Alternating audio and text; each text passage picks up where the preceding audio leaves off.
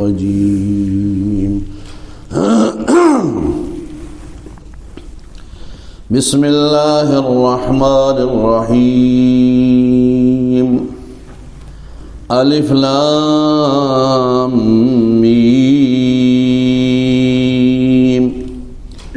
ذلك الكتاب لا ريب فيه هدى للمتقين الذين يؤمنون بالغيب ويقيمون الصلاة ومما رزقناهم ينفقون والذين يؤمنون بما أنزل إليك وما أنزل من قبلك وبالآخرة هم يوقنون أولئك على هدى من ربهم وأولئك هم المفلحون صدق الله العظيم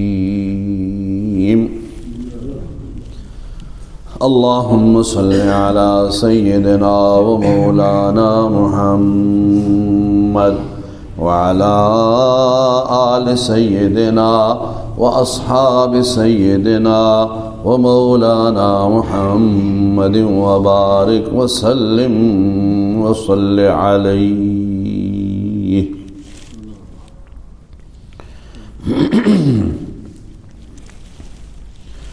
اللہ تبارک و تعالی ایک دوسری جگہ ارشاد فرماتے ہیں لئن شکرتم لازیدنکم، اگر تم میری نعمتوں پر شکر ادا کرو گے میں ان نعمتوں کو ضرور اور بھی زیادہ کروں گا. یہ اللہ کا فیصلہ ہے، اللہ کا ارشاد ہے، اور اللہ تعالیٰ کی بات سچی ہے کہ نہیں سچی؟ جی سچی بات ہے. الحمدللہ ثم الحمدللہ آپ سب حضرات نے، ہم نے بھی آج فجر کی نماز با جماعت ادا کر لی. یہ اللہ کا احسان ہے کہ نہیں؟ آج اتنے بڑے شہر میں، اتنے بڑے محلے میں، اتنی آبادی میں جہاں سارے ہی کلمہ پڑھنے والے ہیں، کوئی ہندو سکھ یہاں نہیں ہے، سب مسلمان ہیں، لیکن کتنوں کو اللہ نے توفیق دی کہ وہ صبح اٹھے، وضو کیا، غسل کیا، اللہ کے گھر میں پہنچے اور نماز جماعت کے ساتھ ادا کر لی. تو جب یہ اللہ کا خاص احسان ہے تو اس پر پھر اللہ کا شکر ادا کرنا چاہیے. کیا کہیں؟ الحمدللہ. سارے کہو الحمدللہ ثم الحمدللہ ثم الحمدللہ. یا اللہ یہ آپ کا اتنا احسان اور شکر ہے کہ ہم ساری زندگی بھی اس کا شکریہ ادا کرتے رہیں تو حق ادا نہیں ہو سکتا. اس کے بعد پھر تھوڑی دیر کے لیے آپ درس قرآن میں بیٹھ گئے. یہ سنانا یہ بھی بہت بڑی عبادت ہے. حدیث شریف میں فرمایا جو بندہ فجر کی نماز با جماعت پڑھ کے مسجد میں بیٹھ رہے، ذکر اذکار کرے، قرآن و مجید سنے سنائے، پڑھے پڑھائے، تاں آ کے اشراق کا وقت ہو جائے اور اشراق کے 2 نفل پڑھ لے، اس کو مقبول عمرے کا ثواب ملتا ہے. وہ عمرہ جو مقبول ہے، مقبول عمرے کا ثواب ملتا ہے. اور فجر میں جو قرآن و مجید پڑھا جاتا ہے خصوصیت سے فرما ان قرآن الفجر کان مشہودا، بے شک فجر میں جو قرآن پڑھا جاتا ہے اس میں فرشتے بھی حاضر ہوتے ہیں، فرشتے بھی موجود ہوتے ہیں. ویسے تو فرشتے ہیں نا جی، فرشتے تو سب کے ساتھ ہیں، کرامن کاتبین تو موجود ہیں ہی. ویسے بھی حدیث شریف میں فرمایا ہر انسان کے ساتھ 360 فرشتے ہوتے ہیں. 360 فرشتے جو اس کا یہ بدن کا نظام چلاتے ہیں، اور جہاں وہ فرشتہ کام چھوڑ دے وہ عضو وہ اندام معطل ہو جاتے ہیں، وہ پھر کام نہیں کرتے۔ تو یہ سارے ہمارے اعضاء جو ہیں نا، ان کو چلانے کے لیے اللہ نے فرشتے مقرر کیے ہیں، اور وہ فرشتے کیسے ہیں بھائی؟ وَمَا يَعْلَمُ جُنُودَ رَبِّكَ إِلَّا هُوَ، فرمایا تمہارے رب کے لشکر کو صرف وہی جانتا ہے، تم نہیں جانتے ہو، ہمیں نہیں پتا بس۔ اب دیکھو یہاں ہمارے کندھوں پر کرامن کاتبین ہیں کہ نہیں؟ بولو سارے، اس پر ایمان ہے نا، کرامن کاتبین۔ اب یہاں ہاتھ مارو، ادھر ہاتھ مارو تو نظر تو نہیں آتے، وہ کدھر ہیں بھائی فرشتے؟ ان کے پاس کون سے رجسٹر ہیں؟ فرمایا جو دائیں طرف فرشتے ہیں وہ نیکیاں لکھتے ہیں، جو بائیں طرف فرشتے ہیں وہ انسان کے بدیاں اور برے اعمال لکھتے ہیں فرمایا۔ تو ہمیں تو نظر نہیں آتا بھائی، آج کوئی سارے ادھر ہاتھ مار دے رہا، ادھر ہاتھ مارو، ادھر ہاتھ مارو، کو فرشتے نظر آتے ہیں یا ہمارے ہاتھ کے نیچے آتے ہیں؟ تو وہ کدھر ہیں، کیسے ہیں؟ لیکن ہم مانتے ہیں کہ نہیں فرشتے ہیں، کیونکہ مسلمان کا کام ہے بات کو ماننا۔ الذین یؤمنون بالغیب، ایمان ہوتا ہی بالغیب ہے، دیکھ کر کے ماننا یہ ایمان نہیں ہے۔ دیکھ کے ماننا یہ تو بھائی اپنی آنکھوں کو ماننا ہے نا۔ اب میں دیکھ رہا ہوں یہ مسجد ہے، مجھے کوئی کہے یا نہ کہے میں مانتا ہوں یہ مسجد ہے۔ اگر کوئی کہے نہیں مسجد نہیں تو میں اس کی بات مانوں گا؟ مجھے کہے جی اس مسجد میں پنکھے نہیں لگے ہوئے، ٹیوبیں کوئی نہیں لگی ہوئی، اس مسجد میں ٹائلیں نہیں لگی ہوئی، محراب میں آیت الکرسی نہیں لکھی ہوئی، تو میں مانتا ہوں؟ میں کہوں نہیں بھائی نہیں، کدھر نہیں لکھی ہوئی، یہ مجھے نظر آتا۔ یہ ماننا جو ہے نا یہ اپنی آنکھ کا ماننا ہے۔ اور ایمان بالغیب کیا ہے؟ اللہ وحدہ لا شریک ہے، قرآن مجید اللہ کی کتاب ہے، والقدر خیرہ و شرہ من اللہ تعالی و ملائکتہ، اللہ کے فرشتے ہیں۔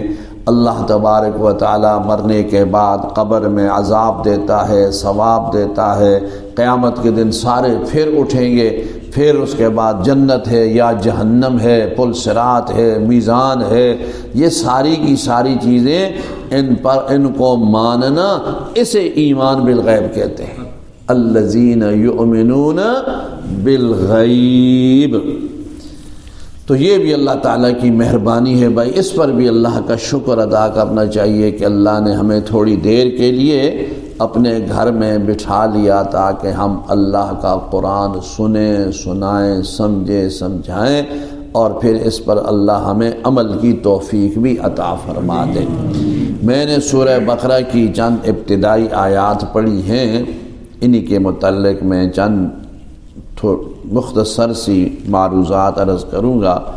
پہلی بات یہ سمجھو بھائی کہ قرآن و مجید جو ہے نا یہ کتاب ہدایت بھی ہے اور یہ انقلابی کتاب ہے، انقلابی کتاب،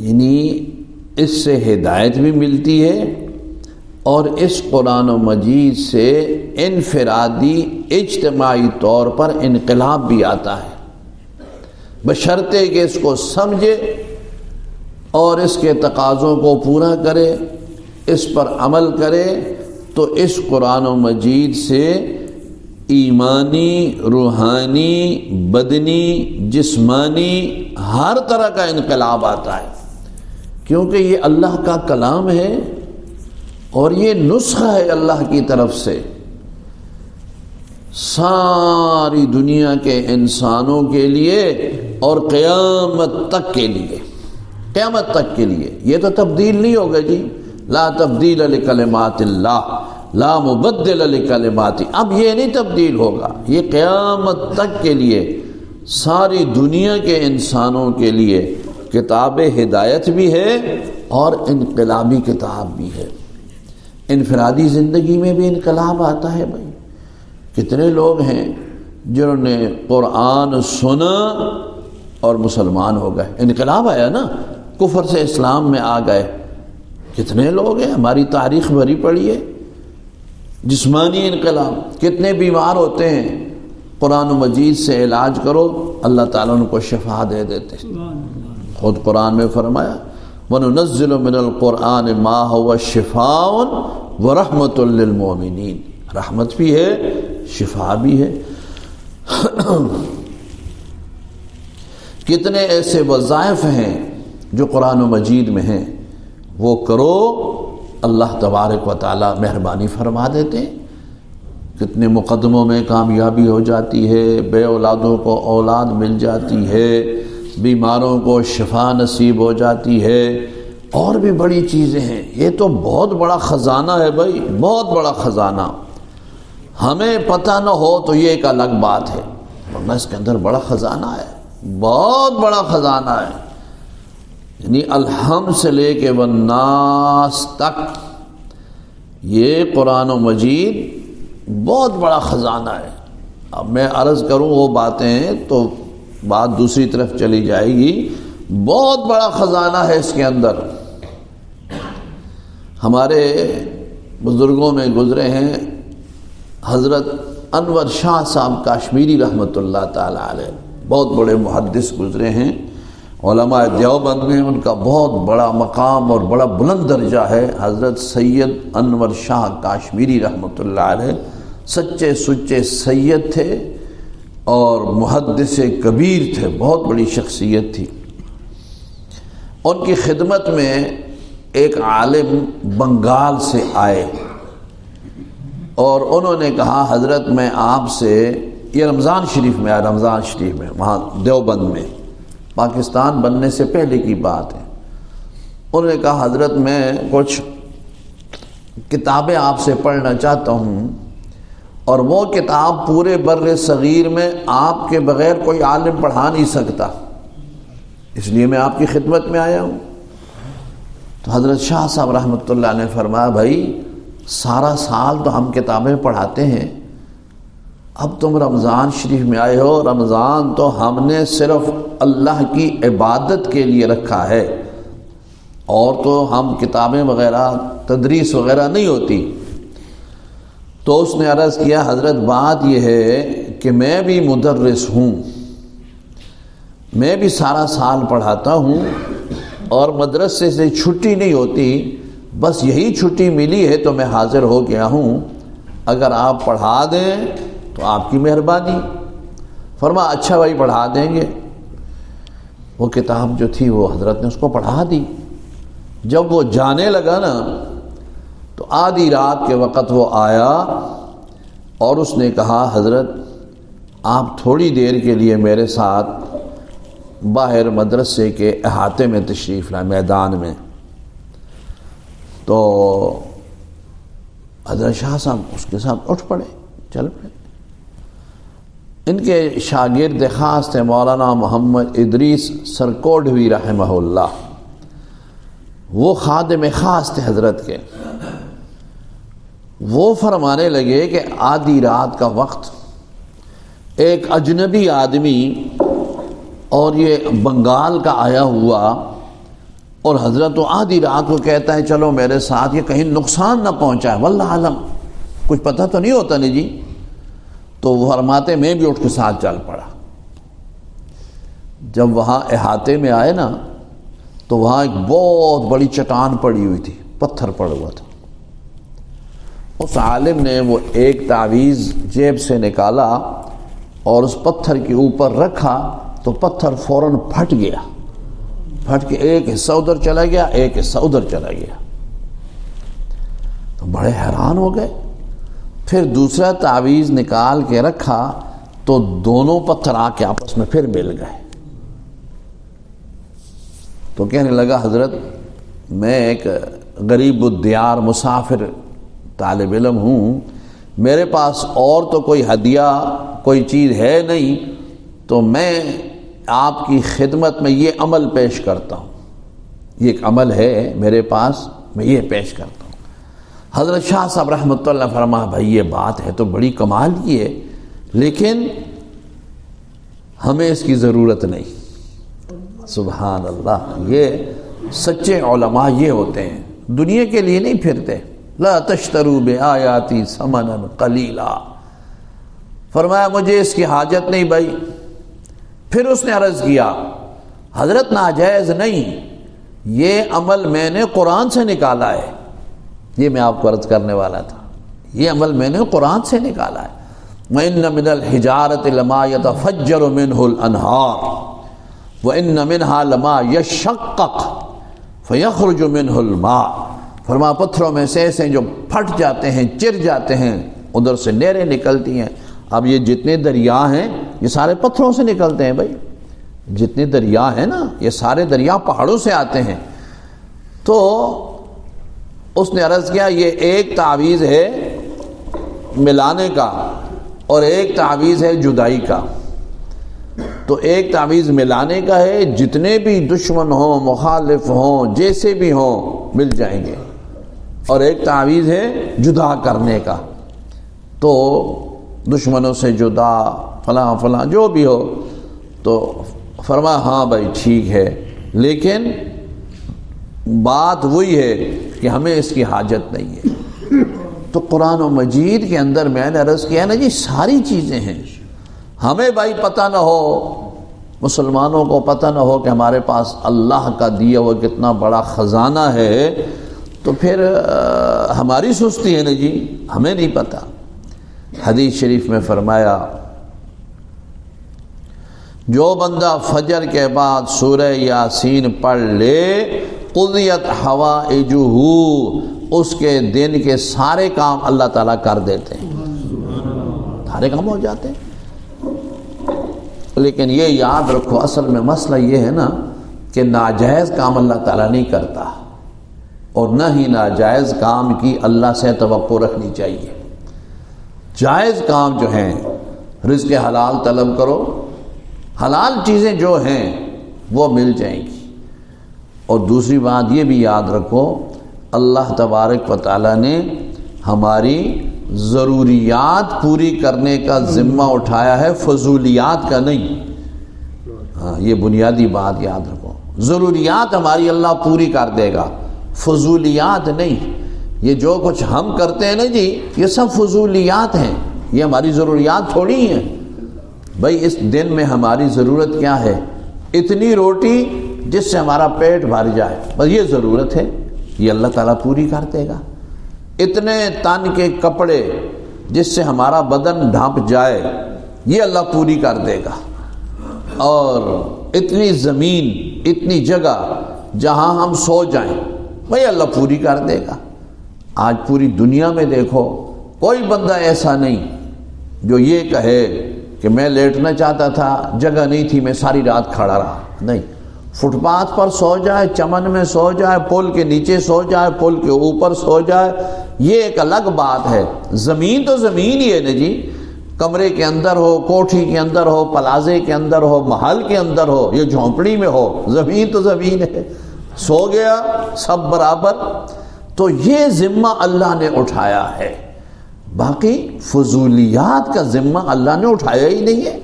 تو فرمایا قضیت حوائجہ، جو بندہ فجر میں سورۃ یاسین پڑھے اس کی جائز ضروریات ساری کی ساری اس دن کی اللہ تبارک و تعالیٰ پوری فرما دیتے.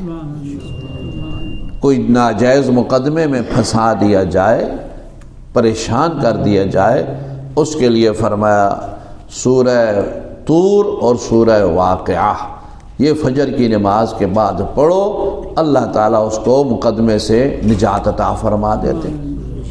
کوئی بھی بیماری ہو، فرمایا سورہ فاتحہ شفاء من کل داء، 7 دفعہ سورہ فاتحہ پڑھ کر کے پھونکو، پانی پر دم کر کے پلاؤ، اللہ تعالیٰ اس کو شفا دے دیتے. اور لیکن اس کے پڑھنے کا ایک طریقہ ہے، بسم اللہ الرحمن الرحیم الحمدللہ رب العالمین، میم کو لام کے ساتھ ملاؤ، بسم اللہ الرحمن الرحیم الحمدللہ رب العالمین الرحمن الرحیم مالک یوم الدین. 7 دفعہ پڑھ کے کسی چیز پر پھونک کر کے اس کو پلا دو، اللہ تعالیٰ اس کو شفا عطا فرما دیتے. شہد کو بھی اللہ تعالیٰ نے شفا فرمایا نا، فیہ شفاء للناس، شہد خالص شہد و خالص، بندہ جس چیز میں ہاتھ مارتا ہے نا جی وہ خراب ہو جاتی ہے۔ عجیب ہمارا آپ رات کو سالن ویسے رکھو نا، ماں بہنوں کو پتہ ہوتا ہے، سالن ویسے پڑا رہے نا وہ خراب نہیں ہوتا، لیکن جس سالن میں بندہ ہاتھ مار کے روٹی کھا لیتا ہے نا اس سے وہ بچ جائے نا وہ صبح ضرور خراب ہو جاتا ہے۔ ہمارے ہاتھ ہی ایسے ہیں، جس چیز میں ہم ہاتھ ڈالتے ہیں نا وہ خراب ہو جاتی ہے۔ تو سورہ فاتحہ فرمایا ہر بیماری سے شفا ہے، اور شہد جو ہے نا عسل، یہ بھی فرمایا اس میں بھی اللہ نے شفا رکھی ہے، بشرطے کہ شہد خالص ہو۔ یہ جو گڑ لگا کر کے رکھتے ہیں اور چینی لگا کے رکھتے ہیں اور پتہ نہیں کیا کیا چکر چلاتے ہیں نا، یہ خالص نہیں ہوتا۔ خالص شہد ہو اللہ نے اس میں بھی شفا رکھی ہے۔ آپ صلی اللہ علیہ وسلم کی خدمت میں ایک صحابی آئے، عرض کیا حضور میرے بھائی کو اسہال کی شکایت ہے۔ اسہال سمجھتے ہو کیا ہوتے ہیں؟ جلاب، موشن جسے کہتے ہیں نا، موشن انگلش میں، موشن، جلاب، اسہال، وہ اس کی شکایت ہے۔ آپ صلی اللہ علیہ وسلم نے فرمایا جاؤ اس کو شہد پلاؤ۔ اس نے آ کے اس کو شہد پلایا، وہ تکلیف بڑھ گئی، اسہال تیز ہو گئے۔ پھر حاضر خدمت ہوا، حضرت وہ تو تیز ہو گئے، فرمایا پھر جاؤ شہد پلاؤ۔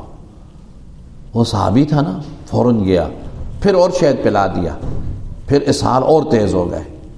پھر حاضر خدمت ہوا، عرض کیا حضور اس کو تو تکلیف زیادہ ہو گئی، فرمایا پھر شہد پلاؤ۔ پھر شہد پلایا، حاضر خدمت ہوا، حضرت میرا بھائی ٹھیک ہو گیا۔ فرمایا تیرے بھائی کا پیٹ تو جھوٹا ہو سکتا ہے، اللہ کا قرآن جھوٹا نہیں ہو سکتا۔ قرآن و مجید میں فرمایا فیہ شفاء للناس۔ تو یہ بھی ہوتا ہے، بسا اوقات بیماریاں ہوتی ہیں نا جی، پیٹ وغیرہ خراب ہوتا ہے نا، تو بعض ڈاکٹر حکیم ایسی دوائی دیتے ہیں جس سے پہلے پیٹ صاف ہوتا ہے، اس کے بعد ٹھیک ہو جاتا ہے بندہ۔ تو یہ حکمتیں ہوتی ہیں۔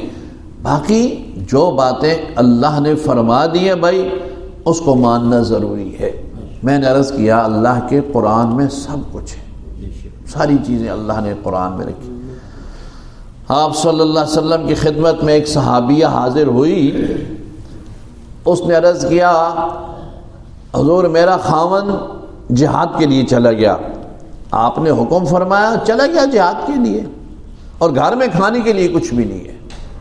وہ دور ایسا ہی تھا، اور پھر یہ سٹور اور یہ چیزیں تو تھی نہیں بھائی، سیدھا سیدھا کام تھا، حکم تھا آپ صلی اللہ علیہ وسلم کا، وہ نکل کھڑا جہاد کے لیے چلا گیا۔ عرض کیا حضور وہ جہاد کے لیے چلا گیا، گھر میں کھانے کے لیے ہے کچھ نہیں، تو پھر کیا کریں؟ آپ صلی اللہ علیہ وسلم نے فرمایا قرآن آتا ہے، کچھ قرآن آتا ہے کہ نہیں؟ اب دیکھو نا آپ صلی اللہ علیہ وسلم نے کیا فرمایا، یہ نہیں فرمایا پیسے ہے کہ نہیں پاس، کچھ اور چیزیں ہیں بیچنے کے لیے، اور تمہیں پتہ ہے وہ یوٹیلیٹی سٹور کدھر ہے اور راشن کہاں سے ملتا ہے، یہ نہیں فرمایا راشن کارڈ بناؤ، یہ نہیں فرمایا قرآن پڑھا ہے قرآن۔ عرض کیا حضور میں آپ کی صحابی ہوں، مسلمان ہوں، کیوں نہیں، مجھے تو قرآن آتا ہے۔ فرمایا جا وضو کر کے چکی کے پاس بیٹھ کے قرآن پڑھتی جا اور چکی چلاتی جا، آٹا مل جائے گا تمہیں۔ حدیث شریف میں ہے۔ وہ صحابیہ آئی، وہ چکی کے پاس بیٹھی، قرآن پڑھتی جاتی ہے اور چکی پیستی جاتی ہے، آٹا نکل رہا ہے۔ بس وہ آٹا اکٹھا کیا، روٹی پکائی، جس وقت اس کو ضرورت ہوتی قرآن پڑھتی، چکی چلاتی، آٹا نکلنا شروع ہو جاتا۔ ایک زمانہ گزر گیا، خاوند اس کا جہاد سے واپس آیا، پوچھا سنا میں تو چلا گیا، پیچھے کیا ہوا؟ کہنے لگی ہمارے پاس محب الفقراء والمساکین رحمت للعالمین صلی اللہ علیہ وسلم کی ذات موجود ہے، میں حضور کے پاس چلی گئی، حضور ہمارے گھر میں آٹا نہیں ہے۔ فرمایا چکی چلا، آٹا نکلے گا، قرآن پڑھتی جا۔ تو وہ صحابی نے کہا اچھا یہ تو عجیب معجزہ ہوا، اب پڑھ۔ اس نے اس کے سامنے قرآن و مجید پڑھا اور چکی چلائی تو آٹا نکلنا شروع ہو گیا۔ بھائی آج بھی یہ جتنی گندم ہے یہ مٹی سے نکلتی ہے نا، مٹی کی ڈھیموں سے، ڈھیلوں سے نکلتی ہے، زمین سے نکلتی ہے نا، مٹی سے نکلتی ہے۔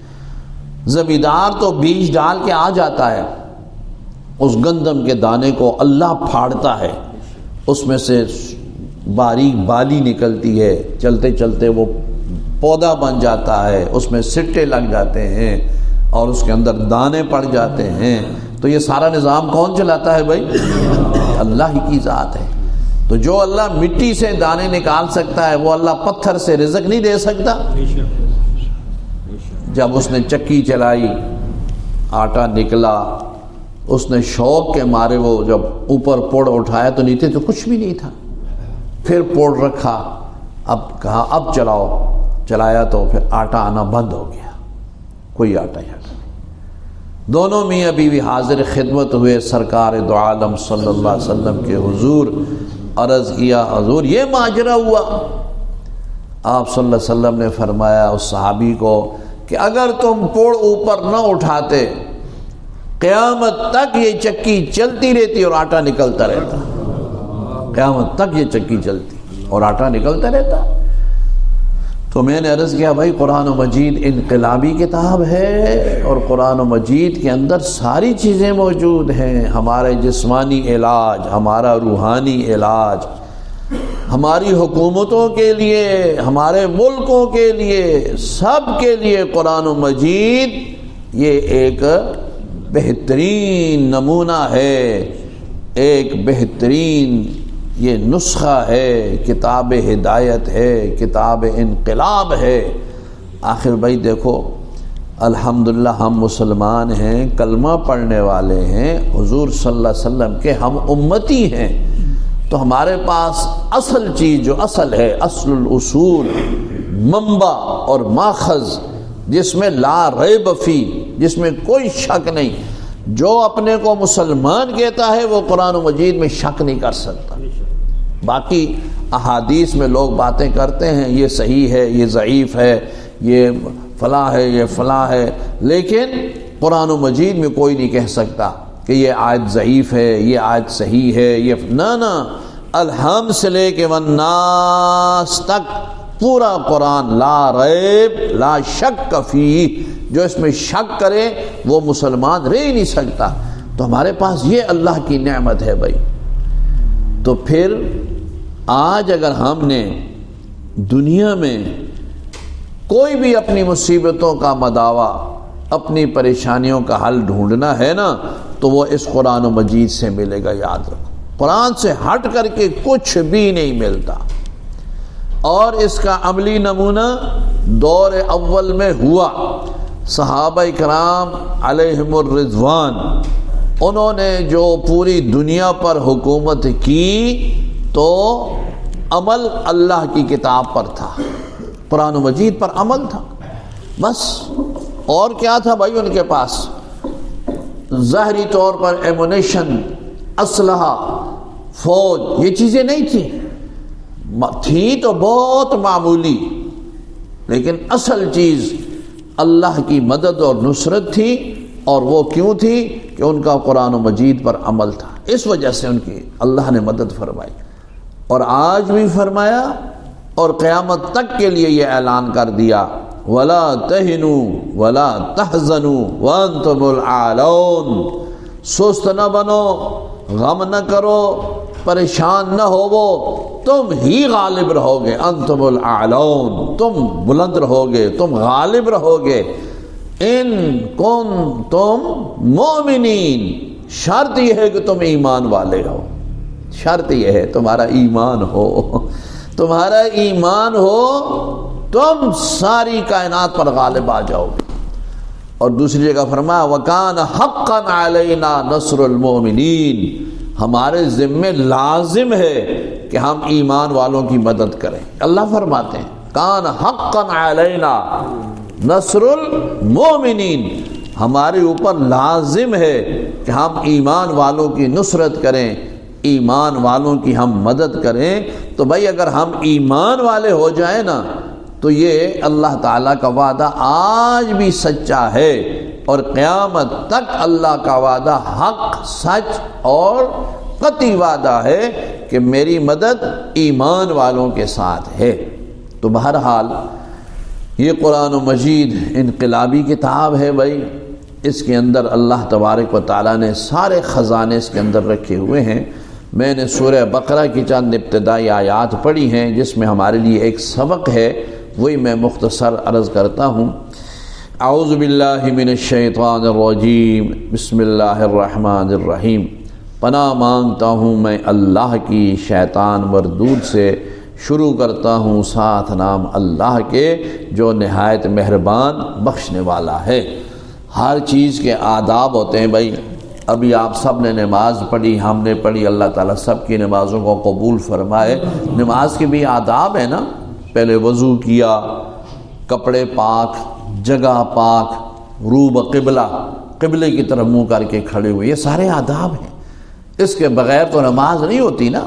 اگر ہم آ جائیں بھائی، وضو بھی کر لیں، سب کچھ کریں اور منہ ادھر کر لیں، مشرق کی طرف منہ کر کے کھڑے ہو جائیں، نماز ہو جائے گی؟ سارے آداب کا خیال کرنا ضروری ہوتا ہے۔ قرآن مجید کے پڑھنے سے پہلے بھی آداب ہیں۔ پہلی بات تو فرمائی کہ اعوذ باللہ من الشیطان الرجیم پڑھا کرو، شیطان سے اللہ کی پناہ میں آ جایا کرو کہ شیطان بڑا ظالم ہے۔ ان الشیطان لکم عدو، شیطان تمہارا دشمن ہے، تمہیں قرآن سے دور کر دے گا، کوشش کرے گا کہ یہ مسلمان قرآن سے دور ہو جائے۔ آج دیکھ لو بھائی، ہماری بدقسمتی ہے کہ مسلمان قرآن سے کتنا دور چلا گیا، بہت دور چلا گیا۔ عمل کرنا تو بجائے خود بھائی مسلمان قرآن پڑھتے ہی نہیں ہے۔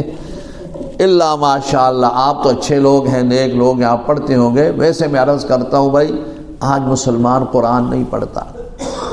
نماز پڑھ لیں گے اور کام کر لیں گے، لیکن قرآن و مجید کی تلاوت مسلمان نے چھوڑ دی ہے۔ یہ بہت بڑی خیر و برکت سے محرومی ہے، یاد رکھو۔ قرآن مجید دیکھ کر کے بھی بے شک ناظرہ پڑھا کرو۔ زیادہ نہ پڑھ سکو بھائی، 2 آیتیں پڑھ لیا کرو، 3 آیتیں پڑھ لیا کرو، 1-2 سورتیں پڑھ لیا کرو۔ گھر میں ماؤں بہنوں بچیوں سے کہو صبح اٹھ کر کے نماز جو پڑھتی ہیں، نماز پڑھ کے ایک دم نہ سو جایا کریں، بلکہ قرآن و مجید پڑھا کریں۔ حدیث شریف میں یہ بھی فرمایا، جو بندہ فجر کی نماز پڑھ کے اشراق کے نفلوں سے پہلے سو جاتا ہے، اللہ تعالیٰ اس کے رزق سے برکت ختم کر دیتے ہیں۔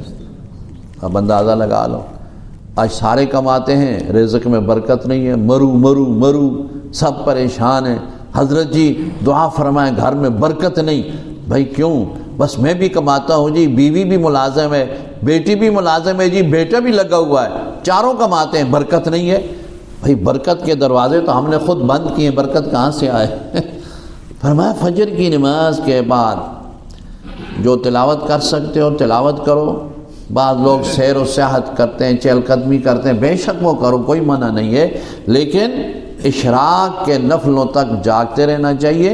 اشراق کے نفل پڑھ کے بے شک سو جاؤ، پھر آدھا گھنٹہ 1 گھنٹہ آرام کر لو، اس کے بعد ناشتہ واشتہ کر کے دنیا کے کام کر لو۔ اصل چیز تو یہ بات ماننی ہے جی، ہم نماز کو کہتے ہیں کہ ہماری مصروفیت ہے، ہم فارغ نہیں ہیں، لیکن کام سے ہم نہیں کہتے کہ میں نے نماز پڑھنی ہے۔ دیکھو ہونا تو یہ چاہیے نا جی، کوئی ضروری کام ہو تو آدمی کہے نہیں بھائی کام بعد میں، پہلے نماز۔ ہمارا الٹا حساب ہے، ہم کیا کہتے ہیں، چلو جی نماز پڑھ لے سا، بڑا ضروری کام آ گیا جی، کوئی ضروری کام پیش آ گیا اس لیے میں نے نماز چھوڑ دی۔ انا للہ و انا، بھائی نماز سے اہم کام بھی کوئی ہے؟ ایک مسلمان کے لیے نماز سے ضروری کام کوئی ہو سکتا ہے بھائی؟ ہم نماز کو چھٹی دے دیتے ہیں، نماز کو کہتے ہیں تو صبر کرنا، پہلے میں اپنا کام کر لوں، فارغ ہوگا تو نماز پڑھ لوں گا۔ یہ بات غلط ہے بھائی۔ تو اس لیے فجر کی نماز کے بعد قرآن و مجید کی تلاوت جو ہے نا ضرور کیا کرو، بلکہ بعض جو ہمارے بزرگ ہیں اللہ جو توفیق دیتے ہیں مسجد میں جلدی آ جاتے ہیں، نماز سے پہلے تلاوت کر لیا کرو۔ یہ تلاوت نماز سے پہلے کرنا یہ بھی یوں سمجھو قرآن الفجر کان مشہودا، نماز سے پہلے پڑھو بعد میں پڑھو۔ دن میں کبھی مسجد میں آ جایا کرو تو قرآن مجید کھول کے بیٹھ جایا کرو بھائی۔ مثلا جو بندے پکے ظہر کی نماز کے لیے آتے ہیں تو جتنے بجے نماز ہے نا جی 10 منٹ 12 منٹ پہلے آ جاؤ، ظہر کی 4 سنتیں پڑھ کے قرآن مجید کھول کے بیٹھ جاؤ، 2 آیتیں 3 آیتیں 4 آیتیں پڑھ لو۔ یہ بہت بڑی فضیلت ہے۔ آج مسلمان کو قرآن سے دور کر دیا گیا ایک سوچے سمجھے منصوبے کے تحت۔ یہ سوچا سمجھا منصوبہ ہے انگریز ظالم کا۔ جب یہاں انگریز آیا نا اس بر صغیر میں تو پھر انہوں نے یہ کیا، صرف یہ نہیں کیا کہ یہاں کی دولت لوٹ کر کے چلے گئے، اور یہاں سے وہ ہمارا کوہ نور ہیرا تھا بر صغیر میں، کوہ نور ہیرا، وہ یہ انگریز چور، سب سے بڑے چور تو یہ ہیں، ہم ادھر لگے ہوئے ایک دوسرے کو چور چور، یہ اس کو چور کہتا ہے وہ اس کو چور کہتے ہیں، سب سے بڑے چور اور ڈاکو تو انگریز ہیں۔ ہاں جی، میں تاریخی بات عرض کرتا ہوں، ویسے ہم کسی پر الزام نہیں لگاتے۔ بر صغیر کی دولت انگریز لوٹ کر کے لے گیا تھا، تاریخ اٹھا کے دیکھو، پڑھو، حضرت مدنی رحمۃ اللہ علیہ کی نقش حیات پڑھو، دوسری کتابیں پڑھو، آپ کو پتہ چلے گا کہ اس وقت جب انگریز آیا تو ہندوستان میں مالی پوزیشن کیا تھی، اور سب کچھ انگریز لوٹ کر کے لے گیا، اور یہاں مسلمانوں کو اور بر صغیر کے عوام کو تنگ دست کر گیا، فقیر مسکین اور ہر چیز ان کی لوٹ کر کے ظالم لے گیا۔ تو وہ کوہ نور ہیرا تھا نا، سب سے قیمتی ہیرا ہے اس وقت بھی پوری دنیا میں، وہ یہاں سے چرا کے لے گئے اور وہ ملکہ برطانیہ نے اپنے تاج میں لگا لیا، یعنی ملکہ برطانیہ اس کے تاج میں چوری کا ہیرا لگا ہوا ہے۔ اس پر کسی نے مقدمہ بھی کیا کہ تم چور ہو، تم نے بر صغیر سے یہ موتی چرایا ہے اور تم نے اس کو اپنے تاج میں لگایا ہوا ہے۔ 2 ہیرے انہوں نے چرائے ہیں، ایک بر صغیر سے اور ایک ادھر پتہ نہیں کس دوسرے علاقے سے، 2 ہیرے اور اس کے تاج میں لگے ہوئے ہیں۔ دیکھو اس سے بڑی بے غیرتی بھی کوئی ہے بھائی کہ ایک آدمی چوری بھی کرے اور اس چور کے مال کو سر پر رکھ کر کے پھرتا رہے، دنیا کو دکھائے میں نے یہ لیا، یہ چوری۔ تو سب سے بڑے چور تو انگریز ہیں جی۔ تو ان ظالموں نے یہاں آ کر کے نا صرف یہ نہیں کہ ہمارا مال لوٹا، ہمارے دولت یہاں سے لے گئے، بلکہ ہمارے ایمان کو بھی لوٹ کے چلے گئے، ہمارے ایمان پر ڈاکے ڈالے انگریز نے۔ ان کی آپس میں میٹنگ ہوئی، ان کے ایک بڑا اس وقت لارڈ تھا، اس نے یہ آپس میں مشورہ یہ ہوا کہ کیا کام کیا جائے کہ مسلمانوں پر ہمارا ہمیشہ کے لیے غلبہ ہو۔ تو اس نے کہا کہ تب آپ مسلمانوں پر غلبہ پاؤ گے جب آپ ان کو قرآن سے دور کر دو گے۔ اب جو فجر کے بعد مسلمانوں کے گھروں میں قرآن کی آواز آتی ہے، چھوٹے چھوٹے بچے مائیں ان کو تیار کر کے مسجد میں بھیج دیتی ہیں، چھوٹی چھوٹی بچیوں کو بے جی کے گھر، ماں جی کے گھر، ہمارے علاقے میں تو اس طرح عورتیں ہوتی تھی نا، جو بوڑھی عورتیں پڑھایا کرتی تھی قرآن و مجید، محلے کی ساری بچیاں قاعدہ سپارہ لے کر کے ان کے گھر میں چلی جاتی تھیں، 8-9 بجے تک وہاں بیٹھ کر کے سین میں پڑھتی رہتی تھیں، اور پھر اس کے بعد وہ بچیاں واپس گھر میں آتی تھیں، پھر گھر میں آ کر کے کوئی سلائی کا کام، کوئی ناڑے بننا، کوئی کریشیے کا کام، کوئی چادریں بنانا، کوئی اپنے جہیز کا سامان بچیاں خود تیار کرتی تھیں اپنے ہاتھ سے، اور بڑی اچھی زندگی، سادی زندگی گزرتی تھی، اور انتہائی سکون کے ساتھ، اطمینان کے ساتھ زندگی شرم و حیا والی گزرتی تھی۔ آج دیکھو آج کیا حال ہے، آج آپ سب کو پتہ ہے کہ ہم کس طرف چلے گئے ہیں اور ہمارے ساتھ کیا ہو گیا ہے۔ اطمینان ختم ہو گیا، سکون ختم ہو گیا، شرم ختم ہو گئی، حیا ختم، ساری چیزیں ختم ہو گئی، اور ہم تباہی اور بربادی کے گڑھے میں گر گئے اور گرتے ہی چلے جا رہے ہیں، گرتے ہی چلے جا رہے ہیں۔ سب کو پتہ ہے کہ یہ نقصان ہے، مگر اس سے ہم بچ نہیں سکتے، اب حالات ایسے ہو گئے۔ تو اس نے کہا کہ سب سے پہلے ان کو قرآن سے دور کرو۔ اب دیکھو فجر کا وقت ہوتا ہے، مسلمانوں کے گھروں میں بچے بچیاں اٹھتے ہیں تو سارے اٹھتے ہوئے کیا کرتے ہیں بھائی؟ جس دن چھٹی نہ ہو نا، یہ اس دن کی بات کرتا ہوں، اور جس دن چھٹی ہو اس دن تو سارے سوئے رہتے ہیں۔ ہمارے وہاں شہر میں ایک دن اتوار کے دن کسی جگہ کام گیا، واپس میں آیا تو ساری سڑک سنسان، کوئی بھی نہیں۔ وہ جو ہوٹل والا تھا جس کے پاس وہ صبح صبح اتنا رش ہوتا تھا، پراٹھے بناتا تھا، تو وہ بھی خالی پڑا ہوا۔ میں بڑا حیران ہوا، میں نے کہا اللہ خیر کرے، آج کو ہڑتال ہو گئی، یہ کیا ہو گیا؟ میں نے پوچھا تو مجھے کہنے لگا آج اتوار ہے نا جی۔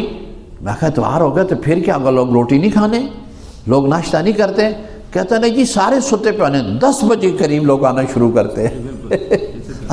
آج اتوار ہے، ساری دنیا سوئی ہوئی ہے، بچے بچیاں گھر میں سارے سوئے ہوئے ہیں۔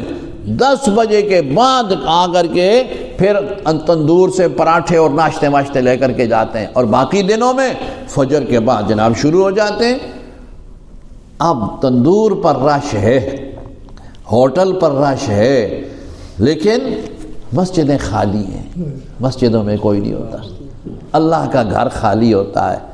اور پھر ہمارے بچے بچیاں، مائیں ان کو تیار کرتی ہیں، چھوٹے چھوٹے معصوم بچے بچیاں، کوئی سوئے ہوتے ہیں، کوئی جاگے ہوتے ہیں۔ ادھر جناب اس کا لنچ باکس ماں تیار کرتی ہے، جلدی جلدی اس کو پینٹ اور شرٹ پہناتی ہے، ٹائی اس کی باندھتی ہے، اور جناب اس کو ٹھیک ٹھاک کر کے اتنا 8 کلو کا بستہ، بچے کا وزن 6 کلو ہوتا ہے، بستہ 8 کلو کا ہوتا ہے۔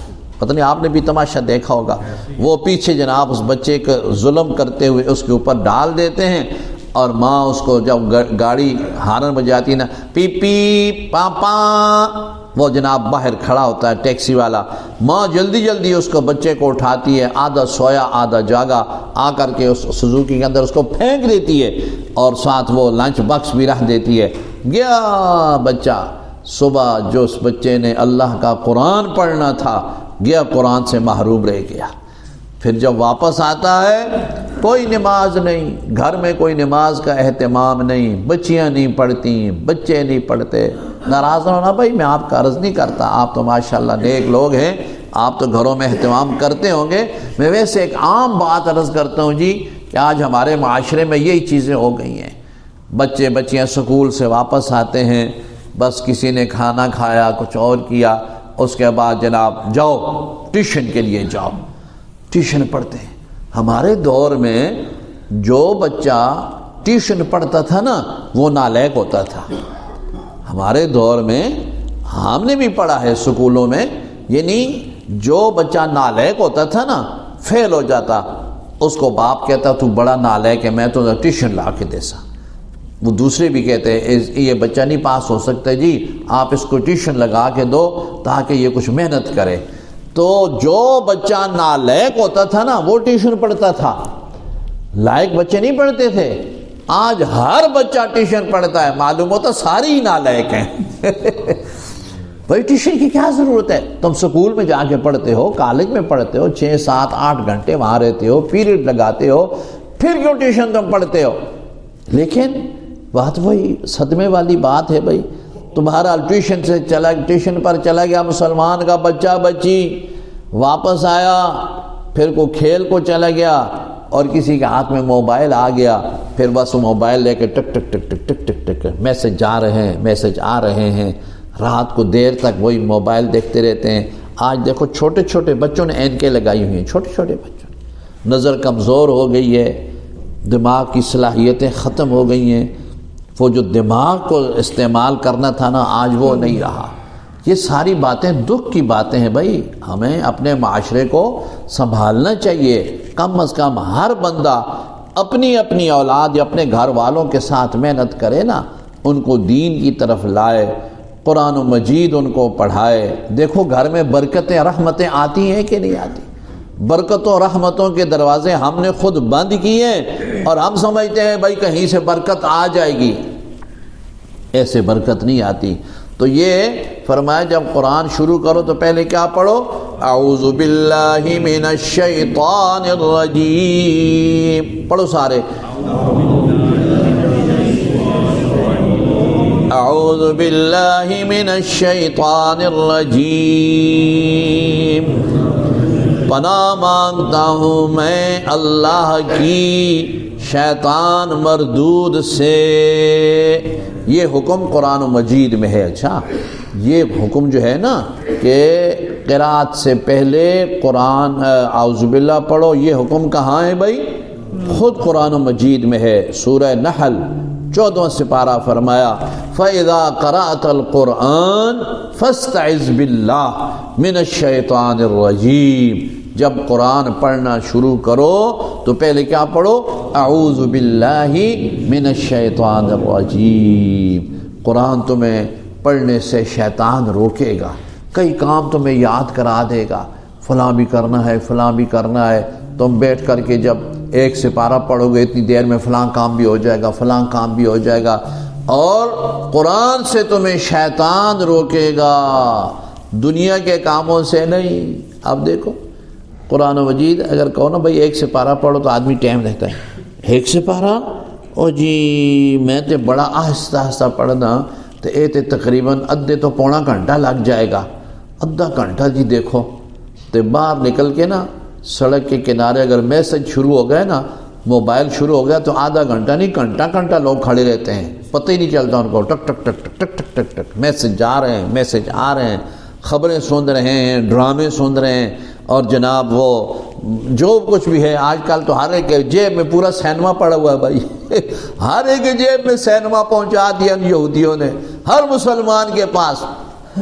اور پھر کرکٹ کا میچ ہے، بس یہ بھی ایک بخار ہے کرکٹ کا. یہ جو پیچھے ہوا نا جی وہ کون سا تھا بھائی؟ T20 میچ جو ہوا نا، تو سچی بات ہے میں مسجد میں بیٹھا ہوں تو ہمیں بھی خیال ہوتا ہے کہ بھئی ہمارا ملک کھیل رہا ہے، اللہ کرے پاکستان کا نام روشن ہو، اچھا ہو. لیکن جو بعد میں طوفان بدتمیزی ہوتا ہے نا جی، اس سے ڈر کر کے ہم کہتے ہیں یا اللہ جو بہتر ہو وہی کر. تو اللہ یہی سمجھتے ہیں کہ بہتر یہی ہے کہ یہ ہار ہی جائیں. یہ نہیں کیوں؟ جب جیت جاتے ہیں نا جی پھر جو تباہی ہوتی ہے ساری رات جناب فائرنگ ہوتی ہے، آتش بازی ہوتی ہے اور پٹاخے مارتے ہیں اور سڑکوں پر نکل آتے ہیں.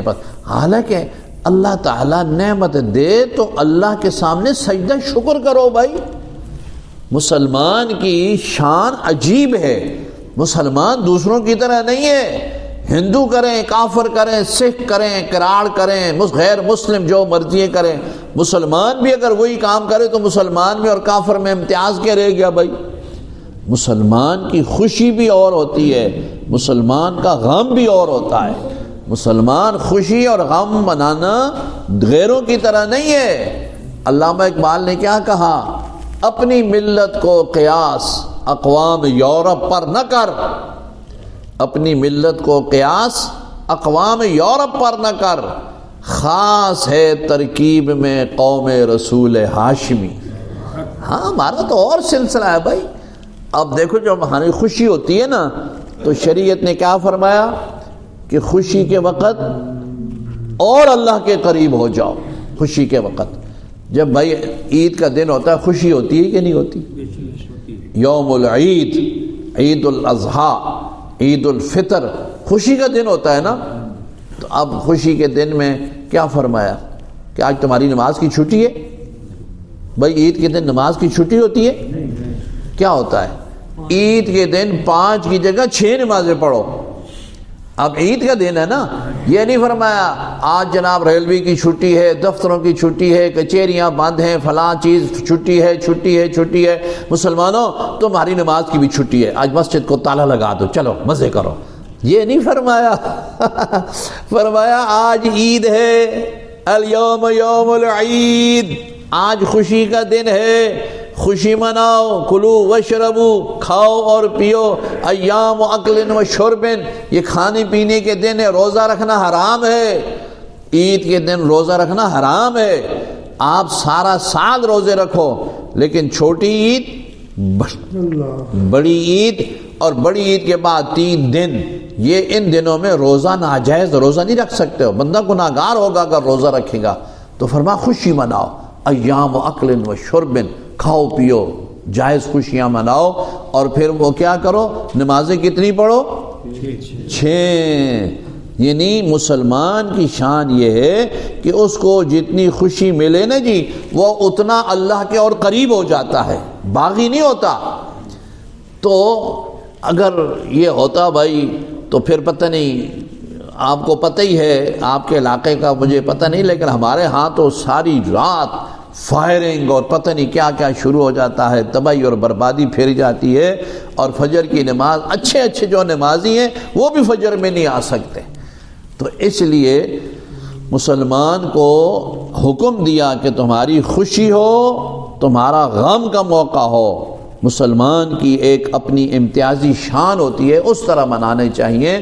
فرما اذا قرأت القرآن فاستعذ باللہ من الشیطان الرجیم، یہ حکم قرآن میں ہے بھائی۔ اور دوسرا کیا فرمایا آداب میں سے کیا ہے، کیا کرو، بسم اللہ الرحمن الرحیم، پڑھ لو سارے۔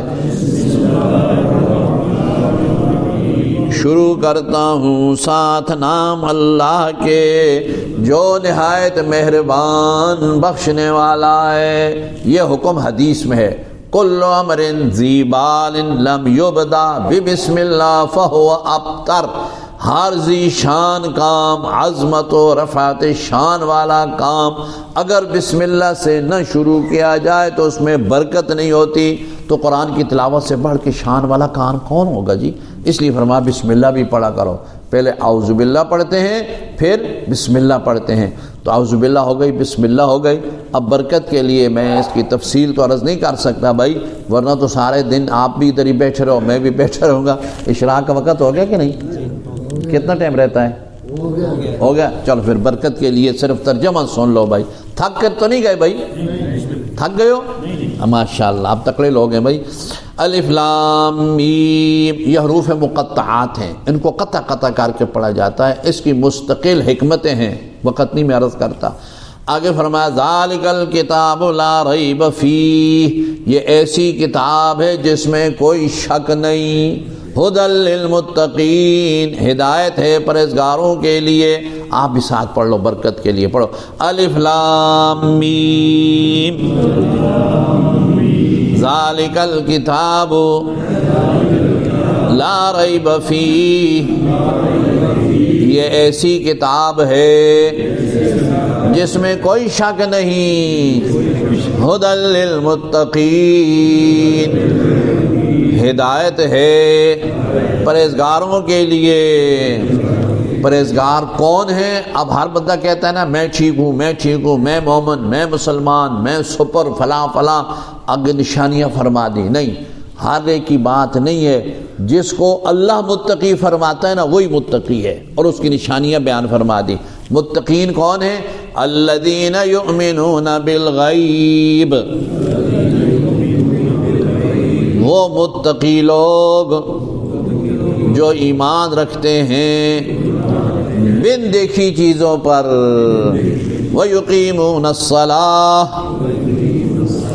اور قائم کرتے ہیں نماز۔ وَمِمَّا رَزَقْنَاهُمْ يُنْفِقُونَ، اور ہر اس چیز سے جو ہم نے ان کو دی ہے ہماری راہ میں خرچ کرتے ہیں۔ والذین یؤمنون، اور وہ لوگ جو ایمان رکھتے ہیں بما انزل الیک، اس ساری ہدایت پر جو نازل کی گئی آپ کی طرف، وما انزل من قبلک، اور جو نازل کی گئی آپ سے پہلے۔ یہ دلیل ختم نبوت کی کہ فرمایا آپ سے پہلے جتنے رسول آپ سے پہلے گزرے ہیں ان پر بھی ایمان رکھتے ہیں، ان تمام کتابوں صحیفوں سب کو مانتے ہیں۔ یہ ہے ایمان والوں کی نشانیاں۔ اب بھائی دیکھو، اگر حضور کے بعد بھی کسی نے آنا ہوتا تو اللہ فرما دیتے نا من قبل کا ومن بعد کا، کون سی بڑی بات تھی؟ قبل کا ہے تو بعد کا بھی کوئی مسئلہ تو نہیں تھا، لیکن حضور سے پہلے جو گزرے ہیں آپ آخری نبی ہیں، یہ بھی دلیل ختم نبوت کی کہ آپ صلی اللہ علیہ وسلم خاتم النبیین ہیں۔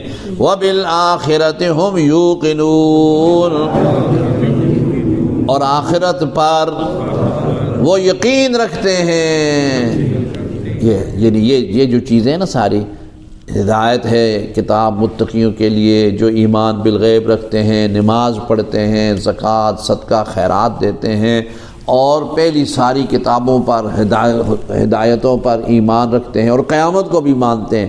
جو بندہ یہ کرتا ہے نا عملی طور پر ایمان اور یعنی یقین ہے اس کو، دل سے بھی مانتا ہے، عملاً بھی یہ کام کرتا ہے، عبادت مالی کرتا ہے، عبادت بدنی کرتا ہے، یہ سارا خلاصہ اس میں آ جاتا ہے، سارا دین اس میں آ جاتا ہے۔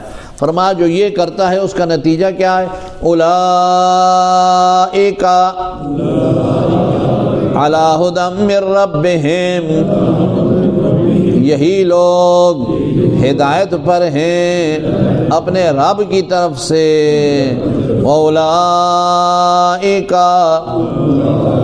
ہم المفلحون، اور یہی لوگ کامیاب ہونے والے ہیں۔ اللہ تعالیٰ سب کو ہدایت بھی نصیب فرمائے، اللہ کامیاب فرمائے۔ اللہ تبارک و تعالیٰ ہمارے ان ٹوٹے پھوٹے جملوں کو قبول فرمائے، مجھ گناہ گار کا سنانا، آپ کا سننا، اور پھر اللہ ہم سب کو اس پر عمل کی بھی توفیق عطا فرمائے۔ دعا فرمائے۔ ربنا تقبل منا انک انت السمیع العلیم وتب علینا یا مولانا انک انت التواب الرحیم۔ یا رب العالمین، یہ جو تیرے توفیق کے ساتھ جو ابھی بیان ہوا یا اللہ اس کو قبول و منظور فرما، ان سب احباب کو جزائے خیر نصیب فرما، اتنی محبت کے ساتھ ذوق شوق کے ساتھ اتنی دیر تک بیٹھے رہے۔ یا اللہ ہمارا یہ بیٹھنا دین کی نسبت سے قبول و منظور فرما، اور جس طرح یہاں اس مسجد میں تیرے گھر میں تیرا کلام سننے سنانے کے لیے اتنی دیر تک ہم بیٹھے، یا اللہ سب کو اسی طرح جنت میں بھی اکٹھا فرما، بلا حساب کتاب کے خصوصی رحمت کے ساتھ جنت میں داخلہ نصیب فرما، پریشانیاں سب کی دور فرما، سب کی مشکلیں آسان فرما، ہم سب کو قرآن مجید پڑھنے پڑھانے سننے سنانے اور پھر عمل کرنے کی توفیق عطا فرما، سب کے گھروں میں بھی خیر و عافیت فرما، بے اولادوں کو یا اللہ نیک اولاد صالحہ نرینہ عطا فرما، جن کے بچے بچیاں ہیں ان کو نیک صالح فرما، ماں باپ کا تابع دار، ماں باپ کے لیے صدقہ جاریہ بنا۔ یا اللہ سب بیماروں کو شفاء کامل عاجل نصیب فرما، جتنے اہل ایمان مرد عورتیں اس علاقے میں فوت ہو گئے یا اللہ سب کی کامل مغفرت اور بخشش فرما۔ یا اللہ ہم سب کو فکر آخرت نصیب فرما، خاتمہ ہم سب کا اپنے اپنے وقت پر ایمان کامل پر فرما۔ سبحان ربک رب العزت عما یصفون وسلام علی المرسلین والحمد للہ رب العالمین برحمتک یا ارحم الراحمین۔ اب 2 رکعات نفل اشراق کے پڑھ لو بھائی۔